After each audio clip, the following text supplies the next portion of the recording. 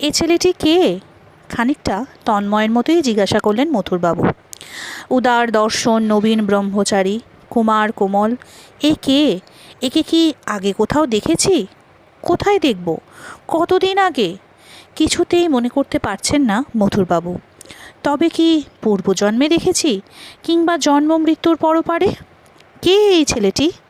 না, স্বগতোক্তি নয়, প্রশ্ন করছেন রামকুমারকে। আমার ভাই, স্নিগ্ধ বিনয়ে বললেন রামকুমার। কিন্তু মথুরামোহনের কে? কেউ যদি নাই বা হবে, তবে তার দিকে মন ছুটে চলেছে কেন? এখানে এই মন্দিরে কাজ করবে? দেখব জিজ্ঞাসা করে, বললেন বটে রামকুমার, কিন্তু জিজ্ঞেস করতে সাহস পেলেন না। তিনি জানেন তো তার ভাইকে, দক্ষিণা নিয়ে ঠাকুর পুজো করবার সে ছেলে নয়।